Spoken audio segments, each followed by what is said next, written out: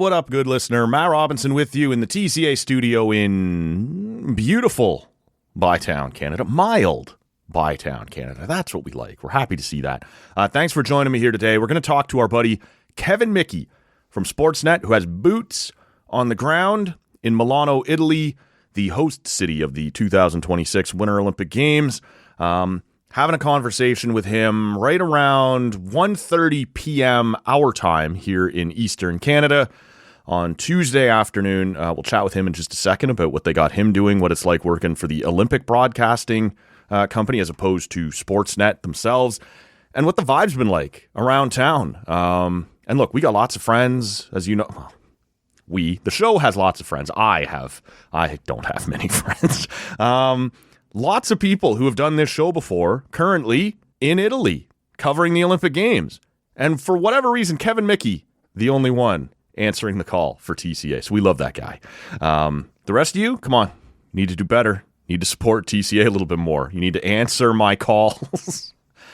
If you missed it earlier on, we had a double drop of TCA when I got back to town. Rob and I were in studio on holiday Monday afternoon. We dropped the first episode as promised there Monday evening, and that was all about the Olympic Games.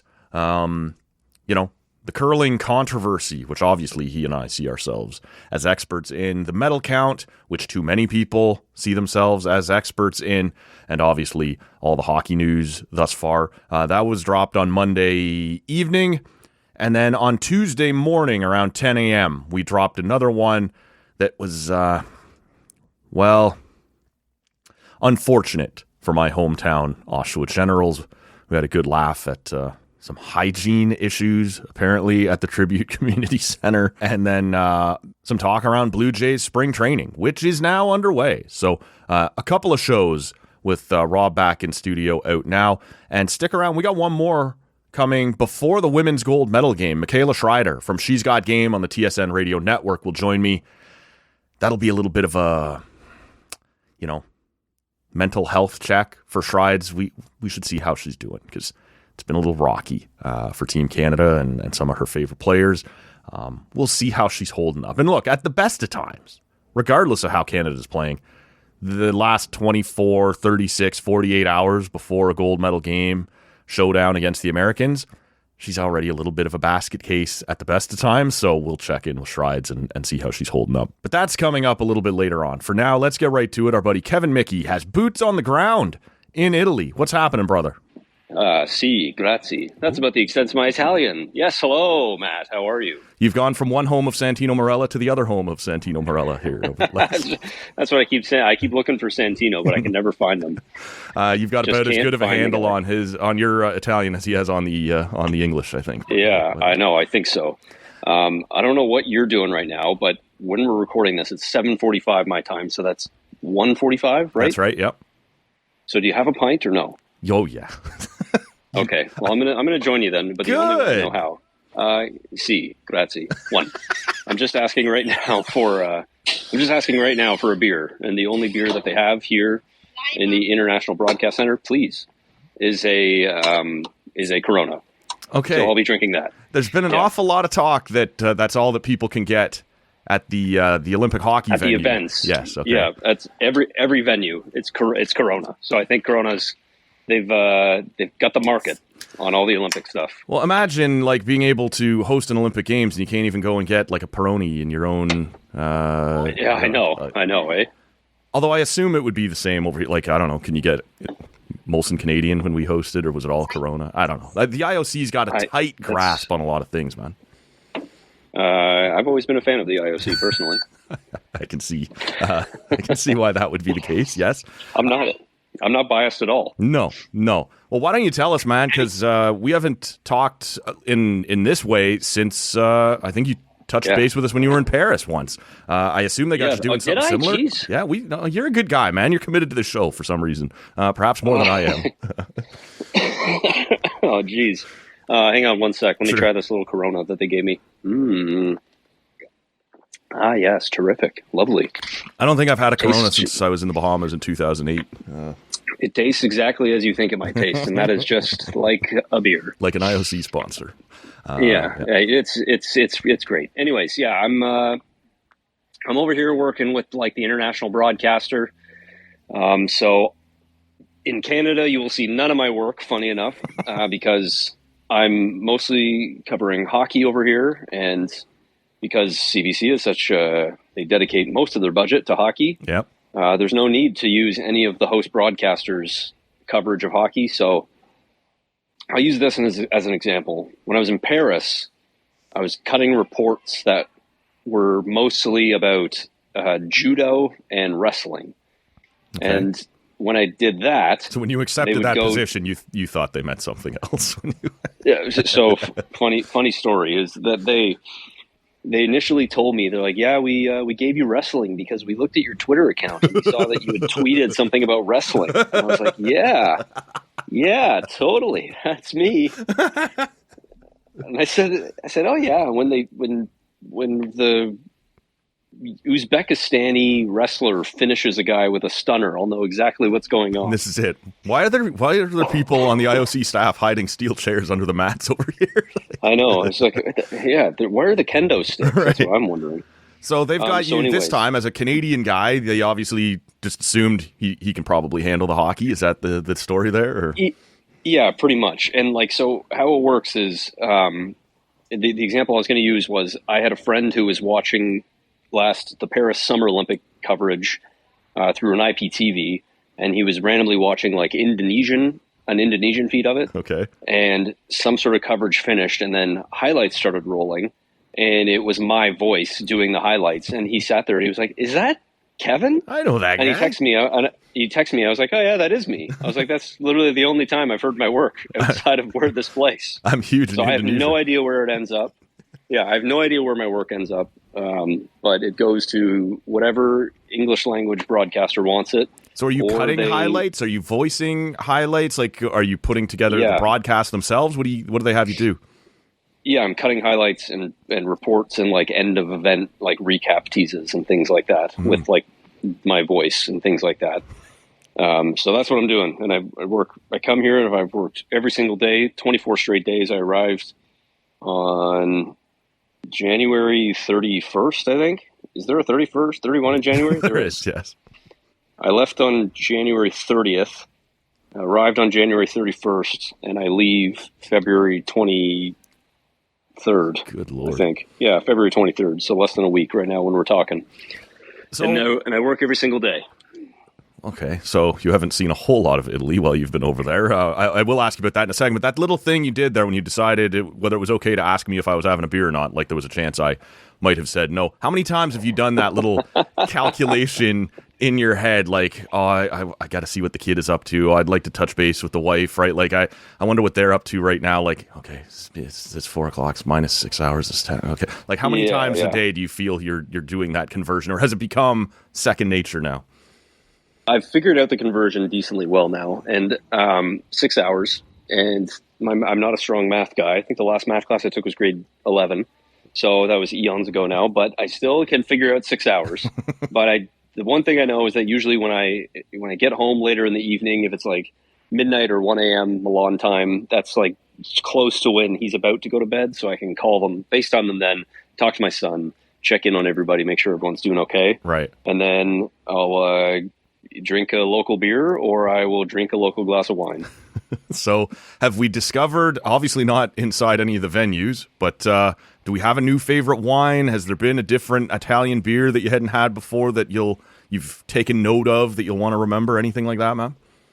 So I don't know, when you travel around and like, let's say you go to Dublin and you drink a Guinness in Dublin, you go like, holy shit, this is this is delicious here. It's like drinking from the stream. And so when I went to Dublin like 10 plus years ago, and that was my thought. And I was just like, maybe I was just brainwashed by the fact that I was in Dublin drinking Guinness there. And like, it was the same, but I didn't care. Then like 2 or 3 years ago, I went to Tokyo, or I went to Japan, and I was drinking Asahis there. And it was just the most scrumptious thing I'd ever tasted in my life. It was like drinking straight from the tap, you know what I mean? Straight from the stream. Sure. And so now that I've come to Italy, the beer that we can get in Canada, Beretti, you've heard of this? Yes. So Beretti, and so like I'm pretty sure I've had it in yes. Mi scusi. I'm pretty sure I've had it in Canada, and I remember it being like unremarkable. But then I come here and I drink it here. I'm like, this is a good fucking beer, right? Okay. And they have a ton of different varieties of it. I was just like walking through some market a few days ago, and they just, you can drink anywhere you want here. They don't care. Sweet. And they just had like there's no licenses for things, so there's just like there's like a corner store with like draft beer, and nice. So I was like, oh, IPA Beretti, and I was just like, sure, I'll try that. And it's like €3 or something, so it's like a great deal. Stood there just like outside of a corner store, like I'm Jane Silent Bob, but like just like drinking a friggin' like I'm drinking an IPA. I was like, this is quite nice actually. And the weather here is also like very nice, so you can just stand outside and not really do anything, like just kind of enjoy yourself. Today it was like sunny and 15 degrees. It was the Winter Olympics. Sure. Go figure. Very much like Vancouver. I kind of like it. That's exactly what I was going to say. It's very much like Vancouver. And what I'll also follow up with, I'm not like a huge wine guy. I like wine. Right. I'll have a glass of wine, but like I really don't know wine. I can identify when I like a wine, when I don't like a wine. Sure. Every single glass of wine I've had here has been really good everywhere that I've gone. We've ordered bottles, we've ordered just glasses, and they've all been fantastic, whether it be red, white, or rosé. And I ended up, the other day I was at one of the supermarkets here, and I was going to try and buy like something unique. And I was passing the wine section, and I saw a bottle of white wine for €2. And I said, €2? You know that's going to be And I was like, good. well, I said, well, this is going to be the test. Like, if this €2 bottle of wine is good, then like every wine in Italy is good. This Lakeport beer here in Canada is loony beer. Fittingly enough, 2 nights ago, I opened up that bottle of white, and in my hotel room, poured myself a glass, drank it, and I wish that I could describe to you the face that you make, but it's I'll try and sound it out for everyone. Where you take the sip, then you go, no, yeah, you know what? No, that's not bad. Okay. And that was the €2, and I was just like, this really works. This is totally fine with me. And like that's the worst glass of wine I've had. A €2 bottle of wine that made me go, oh yeah, this is actually quite nice. Okay. Yeah.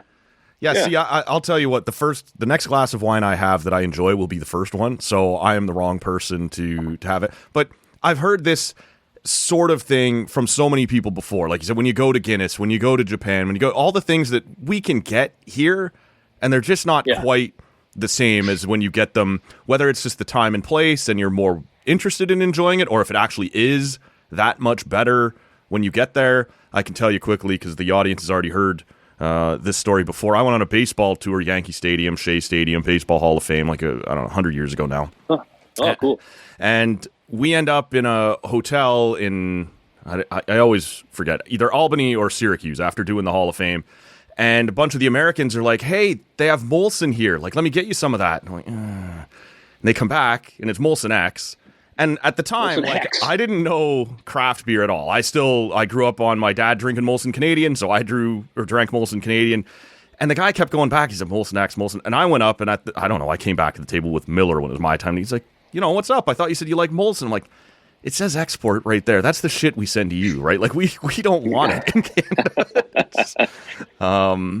You know what? Sometimes it's a time and a place, right? Yeah, pretty much. That's exactly right. And I feel like if I am just living in blissful ignorance, drinking Guinness and thinking that it's different, I'm happy to live in that situation. And Asahi, too. Drinking the Asahi and the Sapporo, both in Japan, was just like, it was spectacular. So and I don't know, I haven't had a bad meal here either. It's been, I wouldn't think so.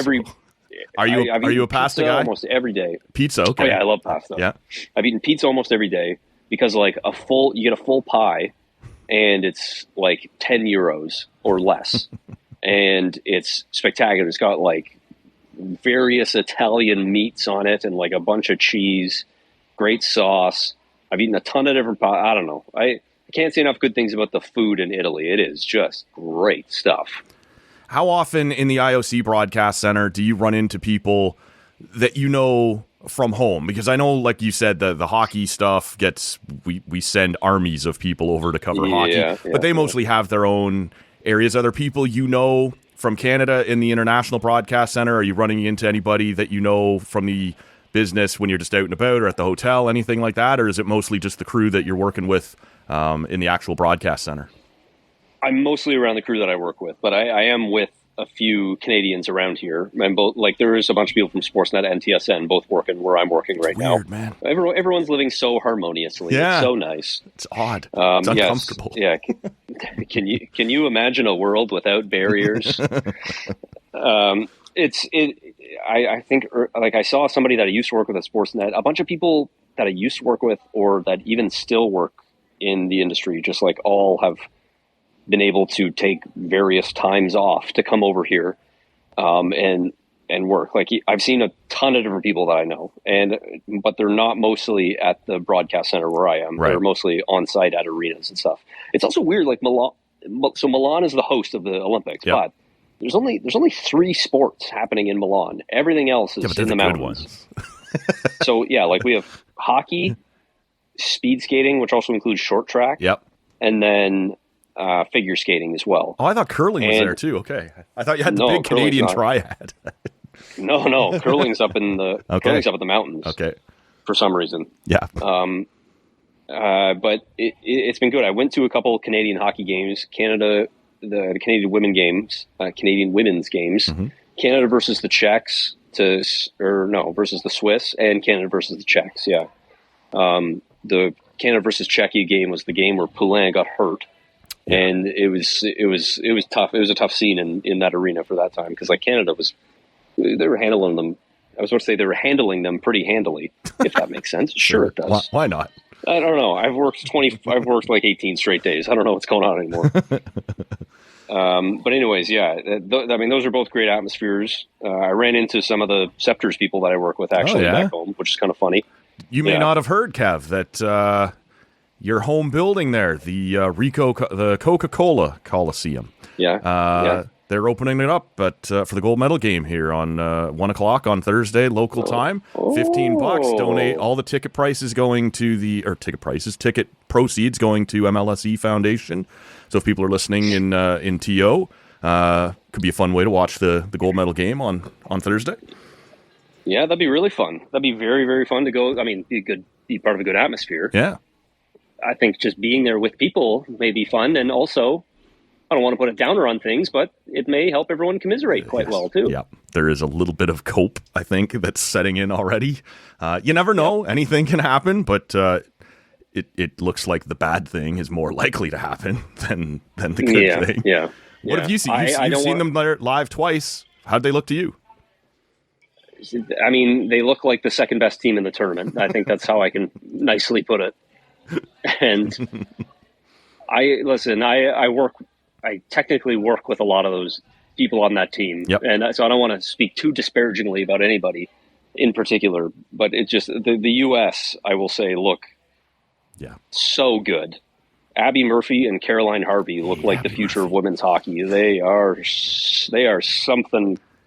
They're some kind of impressive, those two skaters. As I sit here right now in the nation's capital, Kev, the charge on the kind of on the border of making the playoffs, not making the playoffs. I'm like, if we're going to miss hard. Because while I hate Abby Murphy, I badly want Abby Murphy on my team. Oh, right? dude, she could turn around a franchise. Yes. She's like Sarah Fillier, should be for the Sirens. Like, she is some kind of incredible. She will turn around a franchise wherever she goes to. So you've been saying, like, they've got you working a lot. They got you working every day. Similar shifts, it sounds like, almost every day. But you have been able to get out and see a couple of women's games. What else around Milan? Are you able to find much time before your shift starts or anything like that where you can get out, kind of see the city? Would you be able, if there were more sports down there instead of up in the mountains, would you have been able to find more time to take some of them in? Or is it pretty much get up, go to work, finish up, go to bed? I find time like early in the day because I'm coming in on late because I'm doing all the late hockey games and various other coverages.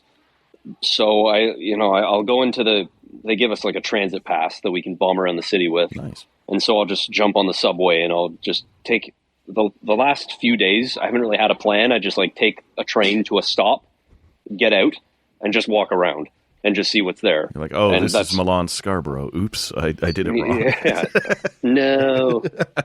Yeah, like, I don't know. Like, a few days ago, I just, like, went to the San Siro, which is the big soccer stadium here where AC Milan and Inter Milan both play. It's hosted the opening ceremony, right? Yeah. That's right, yeah.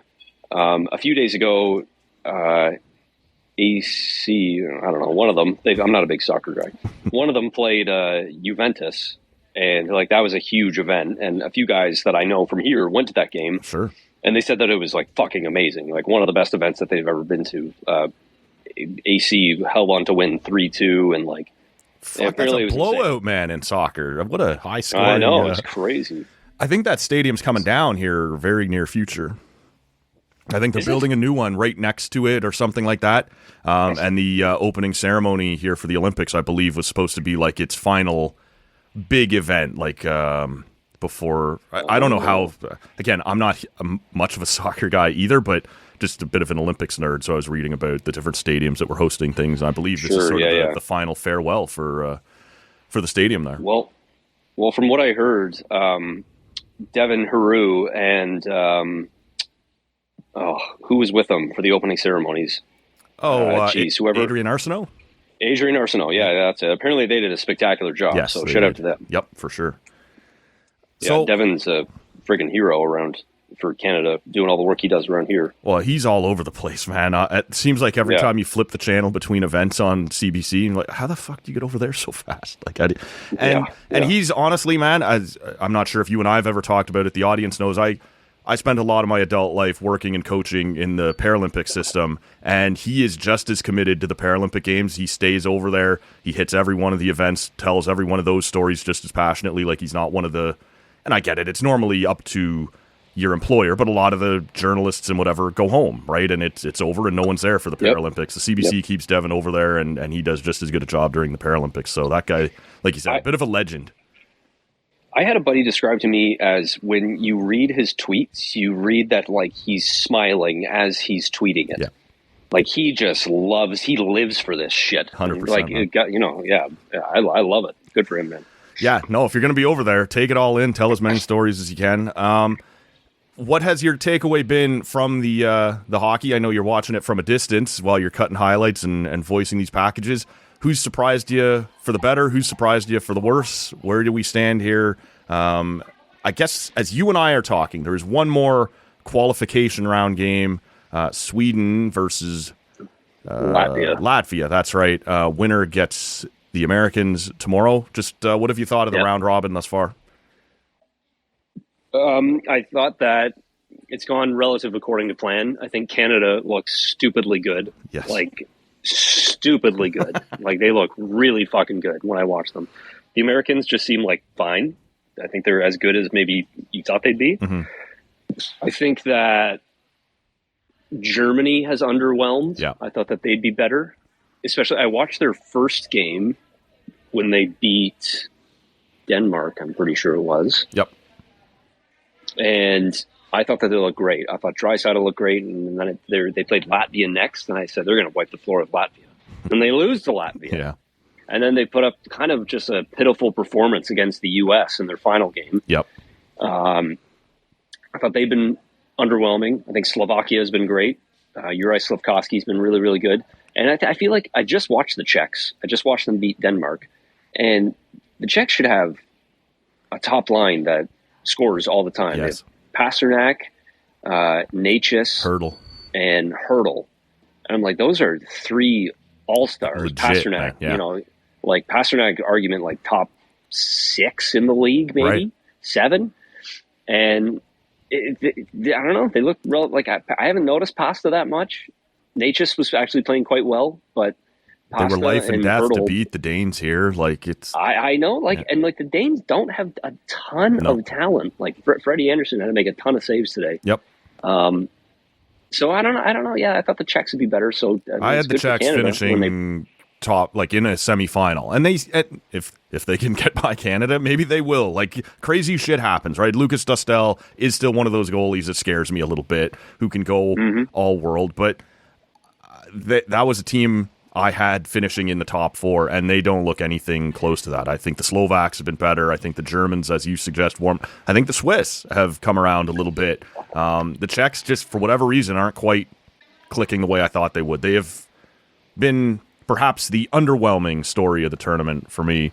Watching Italy in their first game against Sweden, that was fun, man. And look, they weren't going to win, but Damian Callara as the goaltender there, and they were hanging around a little bit, made it interesting. That was fun. Like, I don't think anyone expected them to have a big tournament, but to watch them have, the effort that they did to fire up the crowd the way they did, I thought that was a cool story, at least early in the tournament. It sort of faded, but early on it was awesome. I agree. Yeah. And I'll add that the Italian women's team was also very surprising. Yes. They won their first ever games.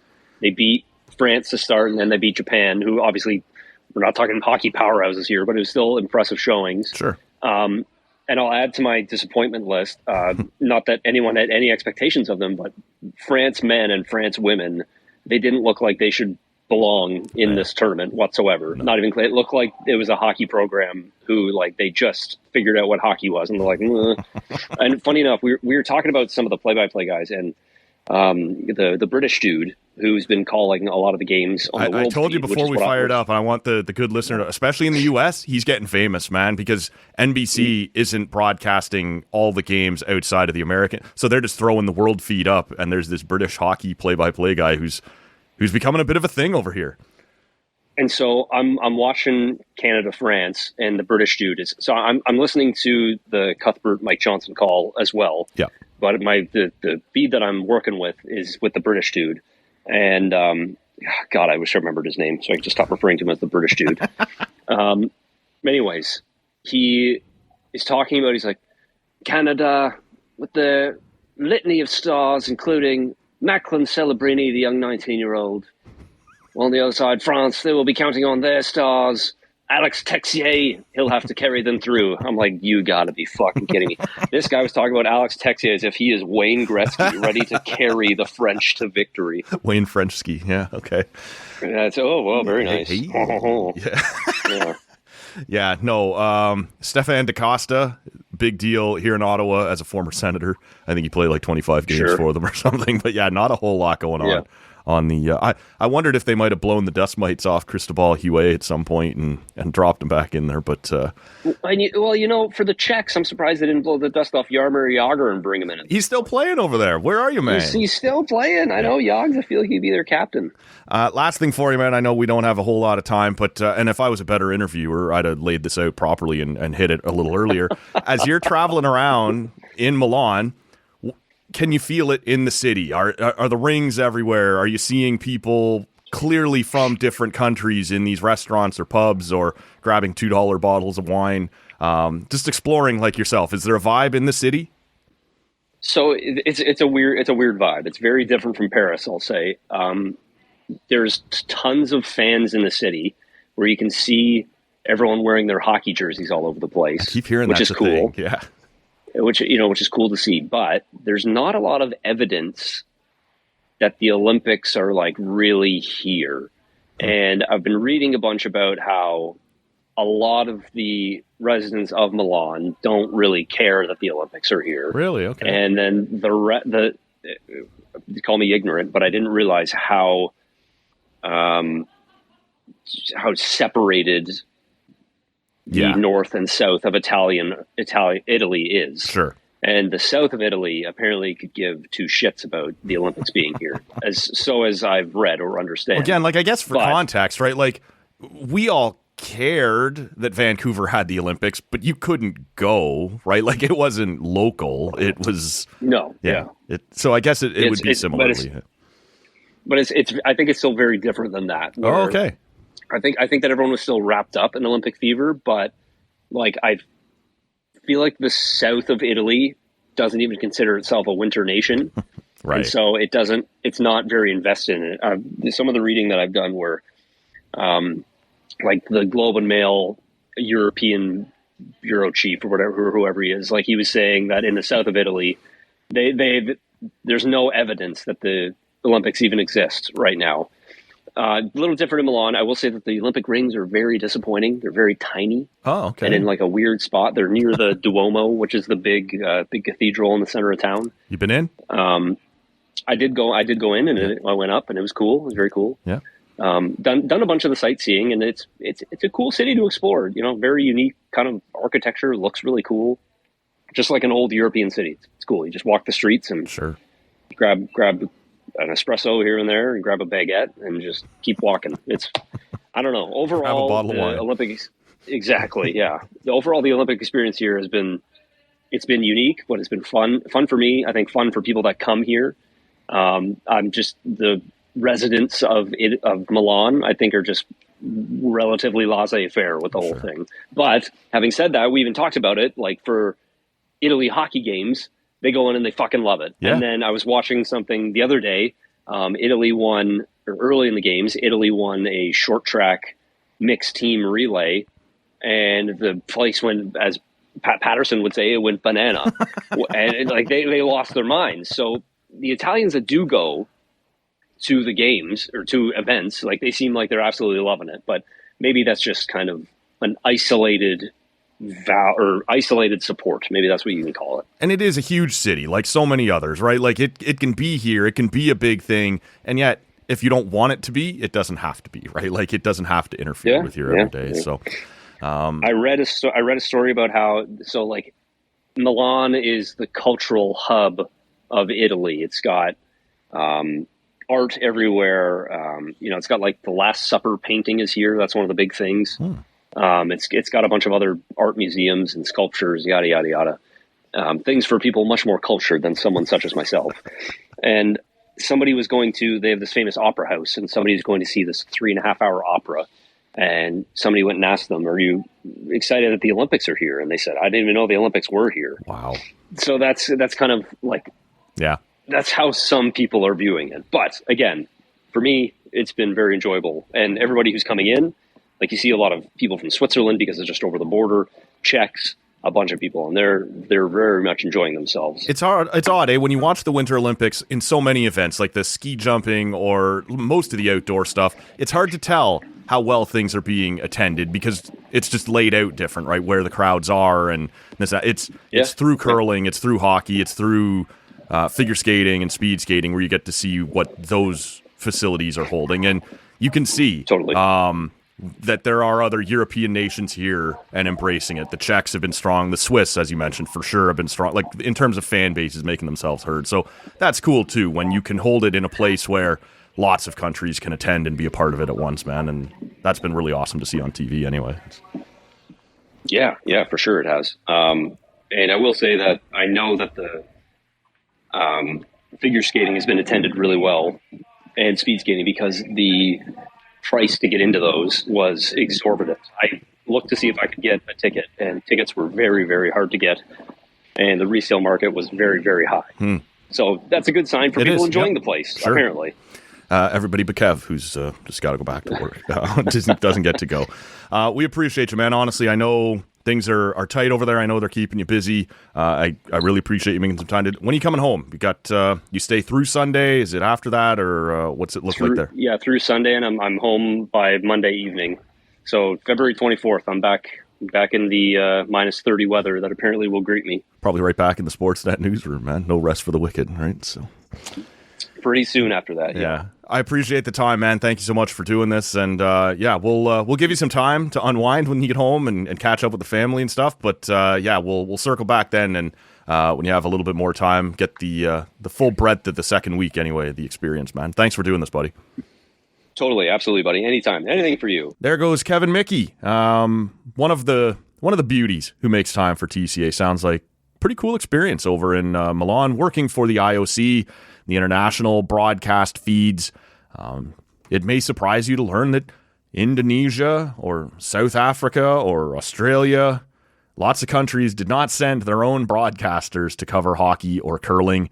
There's just a feed that the Olympics themselves put out, different countries pick up, and that's what you get, including apparently lots of hockey games in the United States, just taking the Olympic feed and getting the British commentary, which people are going wild over down there. So some people having the fun that they should have with it, other people complaining about it, but the guy doing the calls there, suddenly a big deal in the United States amongst hockey fans. So it's all been a lot of fun. Appreciate Kevin Michie making the time. He's always been good to this show, and to take time out of his working day over there while he's in Italy just to talk to us is very cool of him. We appreciate that guy. And we appreciate you checking out this edition of the show. As I said, 2 episodes up, one Monday evening, one Tuesday morning with Rob back in studio. And stay tuned ahead of the women's gold medal hockey game. Michaela Schreider from She's Got Game on the TSN radio network will rejoin us as well. We'll see how she's holding up here during what is a very difficult time for her. We will, of course, respect her emotions, her needs, her feelings as we move ever closer to that. And there is reason to be concerned if you are a fan of Team Canada on the women's hockey side. We'll get to that, like I said, a little later on with Michaela Schreider. Thanks for checking this one out. We appreciate you. We're on social media at Tall Can Audio. Subscribe to the pod if this is your first time here, wherever you're hearing me right now. We'll see you all next time.